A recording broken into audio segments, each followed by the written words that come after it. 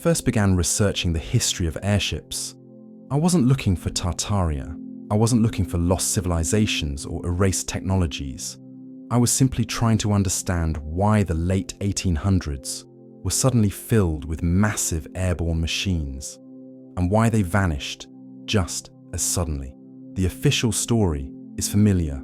Balloons were experimental, airships were dangerous, hydrogen was unstable, technology wasn't ready yet, and for a long time that explanation seems reasonable, until you start lining up the evidence. Because the photographs don't show fragile toys, they show machines the size of buildings, they show organized ground crews, permanent infrastructure, docking towers, hangars, and military-style logistics. They show repeatability, not experimentation. And repetition is where history starts to crack. By the late 1800s and early 1900s, airships weren't rare. They weren't secret. They weren't mythical. They were everywhere. Europe, America, Russia, over cities, over oceans, over industrial centers. Newspapers reported them casually. Governments funded them openly. Civilians stood beneath them without panic. Which raises the first uncomfortable question. If airships were so impractical, why did so many nations build them at the same time? The standard explanation is technological optimism, but optimism doesn't build fleets. Optimism doesn't construct massive hangars. Optimism doesn't train crews, engineers, navigators, and support teams across continents. Only infrastructure does that, and infrastructure implies confidence. As I moved deeper into the archives, I noticed something strange. The scale of these airships increases rapidly, too rapidly. Within a few decades, designs leap from small experimental balloons to rigid airships hundreds of meters long. Not slowly, not cautiously, but suddenly. That kind of leap normally comes from one thing: inherited knowledge. When societies truly invent something from scratch, progress is messy and incremental. But when they rediscover something, even partially, progress accelerates unnaturally fast. And that's exactly what we see here. Airships appear not as crude beginnings, but as already mature systems. They have internal frameworks, complex gas cell arrangements, advanced control surfaces, load-bearing gondolas capable of carrying vehicles, equipment, and large crews. This is not what early experimentation looks like. Then comes the second anomaly, the locations. These airships didn't operate randomly. They appear consistently near old-world cities, cities already known for monumental architecture, unusual energy infrastructure, and unexplained engineering. The same cities where we find oversized foundations buried lower floors, unexplained underground chambers, towers, domes, and spires with no clear function. In other words, the same cities associated with what researchers now call Old World or Tartarian architecture. And that correlation is difficult to ignore, because if airships were simply a 19th century invention, why do they cluster around cities that already show signs of much older, more advanced infrastructure? This is where the narrative begins to shift. The more I examined the photographs, the more I noticed something else. These airships were not treated as experimental hazards. People stand directly beneath them. Ships sail calmly below them. Cities operate normally while they hover overhead. There is no fear, which suggests something critical. These machines were trusted, not prototypes, not risky demonstrations, but functioning, predictable systems. And then, just as important, comes the silence. After decades of development, funding, and expansion, the record simply stops. No gradual decline, no long debates about safety, no transition period. They vanish. By the early 20th century, airships are reframed as dangerous failures. Their earlier scale is downplayed. Their infrastructure is dismantled. Their purpose is rewritten. And history moves on. But technology doesn't usually disappear like that, especially not technology backed by governments, militaries, and global investment, unless it didn't belong to the era it appeared in. This is where Tartaria quietly enters the discussion, not as a myth, not as an empire with borders, but as a technological layer that doesn't fit the official timeline, a layer that appears again and again beneath cities and above them. Because if the old world possessed advanced architectural systems, energy principles, and large-scale engineering knowledge, then aerial transport would not be optional. It would be inevitable. Which leads to the central question of this investigation. Were the airships of the 1800s truly invented then? Or were they reactivated remnants of a much older system? Because the speed, scale, and confidence behind them suggests something far more unsettling than failed innovation. It suggests rediscovery. Before we go any further, I want to be clear about one thing. Everything you're about to see is based on photographs, engineering records, and historical material that still exists, even if it's rarely discussed. If you value deep research, careful analysis, and questions that history doesn't always answer directly, make sure you're subscribed. It helps this channel continue documenting evidence that often gets overlooked. Now let's continue. And in the next episode, we'll examine the first hard clues.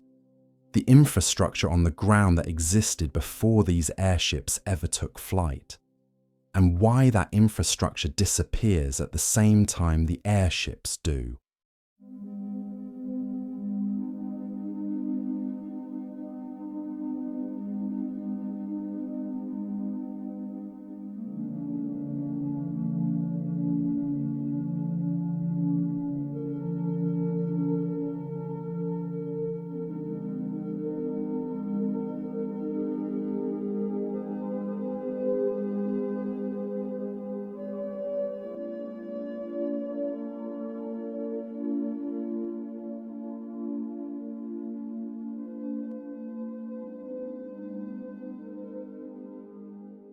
As I continued this research, I realized something important. The airships themselves are only half the story, because vehicles, no matter how advanced, do not exist in isolation. They require infrastructure, support systems, fixed points on the ground, and when you stop looking up at the sky and start looking down at the cities below, a second pattern begins to emerge. Across the 19th century, long before airplanes, long before modern aviation, cities around the world were quietly building, or inheriting, structures that make very little sense in a purely industrial context. Tall towers, narrow spires, flat elevated rooftops, platforms placed in strange locations, not factories, not smokestacks, not observation towers. Structures that don't quite fit any official explanation. When I began comparing early photographs from major cities, Paris, London, St. Petersburg, Chicago, the similarities became impossible to ignore. These cities were separated by oceans, politics, languages, and engineering traditions. Yet the urban layouts show repeating features: large open rooftops with reinforced edges, towers positioned near civic centres rather than industrial zones, platforms connected to administrative buildings, not warehouses, spire-like structures built far stronger than their supposed decorative role would ever require. According to official history, these were built for aesthetics, for prestige, for symbolism. But symbolism doesn't require load-bearing steel cores. It doesn't require access ladders, internal chambers, or reinforced anchor points. And yet, these structures have them. In Paris, early photographs show tall towers near exhibition halls and government buildings, long before the Eiffel Tower ever existed. Some were later removed. Others were altered beyond recognition. In London, spires and elevated rooftops appear repeatedly near rail hubs, civic buildings, and riverfronts, places where movement, coordination, and visibility mattered. St. Petersburg shows perhaps the strangest examples of all. Massive towers placed with geometric precision across the city, not aligned with churches, not aligned with fortresses, but aligned with open-air corridors above waterways and wide boulevards. And in Chicago, a city officially described as new and rapidly built, early photographs show reinforced rooftops and elevated platforms appearing before skyscrapers, before modern cranes, before the industrial skyline we're told created them. So the question becomes unavoidable. What were these structures actually for? They are too strong to be decorative, too widespread to be experimental, too consistent across continents to be coincidence. Even more interesting is what they aren't connected to. No coal storage, no smoke residue, no steam exhaust systems, no fuel delivery routes. For a century obsessed with combustion, these structures are strangely clean, which leads to a difficult realization. What if these were not built for industry, but inherited from something else? This is where Tartaria enters the discussion, not as a myth, not as an empire of fantasy, but as a design pattern, a shared architectural language, a system that appears repeatedly in cities long before modern planners arrived. Tall towers placed for elevation rather than defense. Platforms positioned for access rather than storage. Spire-like structures that resemble transmission points more than monuments. And when you compare these ground-based features with the documented airship activity of the same period, the alignment becomes unsettling. Airships appearing above cities that already had elevated access points. Craft hovering near towers that had no official industrial purpose. Photographs showing airships positioned directly above civic zones rather than factories or docks, almost as if the cities were already prepared. Not built from scratch, but repurposed. In this framework, the 19th century engineers weren't inventing an airship age. They were adapting fragments of a system they didn't fully understand. A sky network, whose physical anchors were already embedded in the urban landscape. And this may explain why so many of these structures were later removed, shortened, or reclassified. Because once the aerial component disappeared, the ground infrastructure became an architectural orphan, something that no longer fit the story. Towers were renamed, platforms were repurposed, spire functions were forgotten, and the narrative shifted. Cities weren't connected by the sky. Airships became novelties, and the infrastructure that once supported them faded quietly into the background. But the real mystery isn't how these structures were used. It's how the airships moved without smoke, without noise, without visible fuel trails. And that brings us to the technology itself.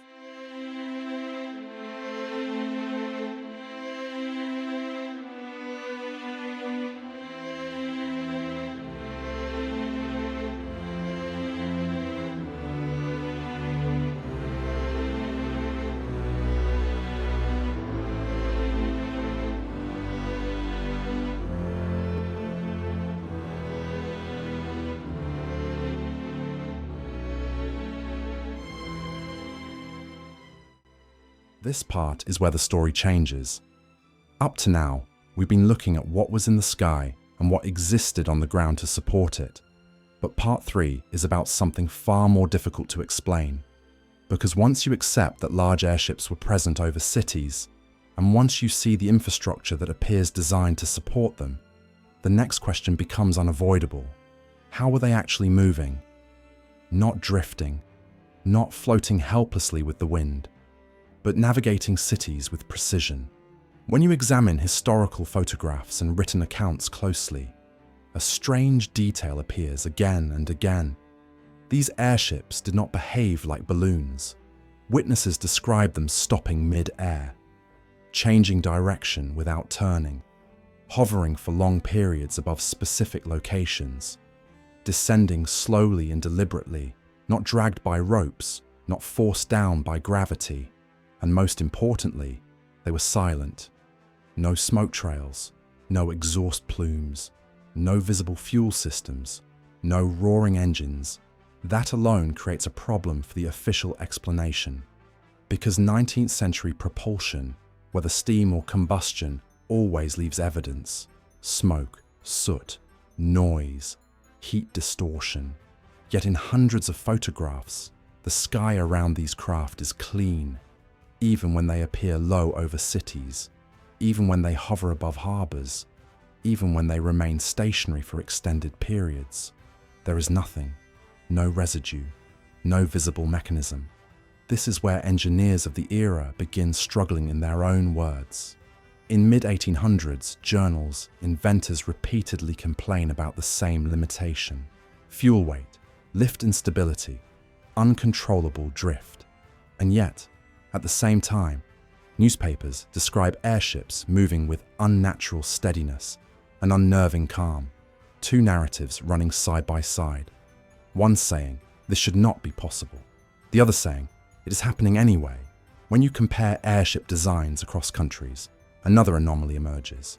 The shapes are remarkably consistent: elongated hulls, smooth symmetrical bodies, minimal external propulsion, no massive paddle wheels, no oversized propellers. If propulsion was mechanical, it was hidden, and if it was hidden, then it likely wasn't mechanical in the traditional sense. This is where some researchers start looking at energy, not engines. Because the architecture we discussed in part 2, the towers, spires, domes, and elevated platforms, shares something in common. They are all excellent at interacting with the atmosphere: height, conductive materials, symmetry, resonant geometry. The same features appear again and again in Old World buildings associated with Tartarian design. Not decoration, function. If you strip away modern assumptions, another possibility emerges. These airships may not have been powered internally at all. They may have been externally energized by atmospheric pressure gradients, by electrical differentials, by resonance with the Earth's natural fields. This sounds radical until you realize that 19th century science openly experimented with these ideas. Atmospheric electricity, telluric currents, electrostatic lift, resonance propulsion. These weren't fringe ideas at the time. They were published, tested, and discussed. Then, suddenly, they vanish from mainstream engineering. The airships vanish with them. And here's the detail that's hardest to ignore. As these airships disappear from the skies, the infrastructure below them is quietly altered. Towers are repurposed, platforms are demolished, spire access is restricted, rooftops are simplified, and the narrative shifts. Airships become experimental, then dangerous, then impractical, then forgotten. Steam and combustion take over. Loud, dirty, fuel-dependent, technologies that can be taxed, rationed, controlled. If these airships were tied into a shared atmospheric system, one that didn't rely on consumable fuel, then they represent something very different. Not just transportation, but independence. And that may explain why the question isn't just how they worked, but why they were allowed to disappear. Because once you remove the craft from the sky, and once you repurpose the infrastructure on the ground, the system becomes invisible. What remains are photographs without explanations, buildings without context, and a sky that feels strangely empty compared to what people once described. And that leads us to the final part of this story, because the real mystery isn't whether these airships existed. The evidence says they did. The real mystery is what happened during the short window when they vanished everywhere at once. That's what the next episode is about. The moment the skies went quiet and an entire layer of technology slipped out of history. In this final part, we're not looking at invention anymore. We're looking at disappearance. Because once you step back and place all the timelines side by side, something becomes impossible to ignore. Airships didn't slowly fade away. They didn't decline through trial and error. They didn't lose public support after visible failures. They were everywhere. And then, almost instantly, nowhere. Between the late 1870s and the early 1900s, references to large airships collapse across the historical record. Newspapers that once reported ascents weekly go silent. Aeronautical societies dissolve without explanation. Public demonstrations stop. Engineering journals change focus entirely. And what's missing is just as important as what remains. There are no major public debates, no long editorials arguing that airships were unsafe, no widespread reporting on catastrophic failures that justify abandonment. Just silence. When technologies truly fail, history records the struggle. Steam engines exploded, bridges collapsed, early rail systems derailed. But with airships, especially the large city-scale vessels described earlier, there is no visible transition period. 1 decade, they're treated as a serious future of transport. The next decade, they're spoken of as curiosities of the past. That's not how innovation normally ends. Now look at what does rise during the same period. Coal becomes dominant, smoke becomes normal, cities darken, industry centralizes. Transportation shifts towards systems that require constant fuel input, constant maintenance, and centralized supply chains. Railroads, factories, power plants, systems that cannot function independently. And here's the key point. This doesn't require a conspiracy to be unsettling. It only requires incentives. A system powered by fuel can be taxed. A system powered by infrastructure can be controlled. A system powered by centralized distribution creates dependency. By contrast, a system that operates quietly, cleanly, and with minimal fuel, especially one tied to atmospheric or environmental principles, is extremely difficult to regulate. If airships relied on gas alone, they could be controlled. If they relied on something else, pressure, resonance, atmospheric potential, they represent a different kind of threat, not to safety, to structure. And this is where the erasure becomes visible in the paperwork. Patents filed, then missing. Inventors referenced, then forgotten. Institutions mentioned once, then never again. Archives burn, collections are reclassified, photographs remain, but without context. And the story simplifies. Airships become experimental, then dangerous, then impractical, until finally they become a footnote. Meanwhile, the infrastructure they once required doesn't disappear, it's repurposed. Towers become decorative, platforms become observation decks. Spire-mounted systems are rebranded as ornament. The physical world stays the same. The explanation changes, and once the explanation changes, memory follows. Which brings us to the final layer of this story. Because when official records fall silent, something else continues speaking. Folklore. Across Europe, Asia, and Eastern traditions, stories persist of floating cities, silent vessels, lights in the sky that did not burn, structures that moved without sound. These aren't technical manuals. They're memory fragments. And memory survives where documentation doesn't. It's no coincidence that these stories intensify precisely as airships vanish from the public record. When technology disappears suddenly, people don't stop remembering it. They just stop being allowed to describe it directly. So it becomes metaphor, myth, story, and that's where we are left. Not with proof of a lost empire, not with confirmation of forbidden technology, but with a pattern where something functional existed, was documented, was normalized, and then was quietly removed from the narrative. Airships didn't just vanish from the sky, they vanished from history. And once you see that pattern here, you start noticing it elsewhere. In buried architecture, in sealed tunnels, in technologies that appear briefly, then disappear forever. Because technology doesn't disappear alone, memory disappears with it. And sometimes, the only trace left behind is the feeling that something once worked and was never meant to be remembered.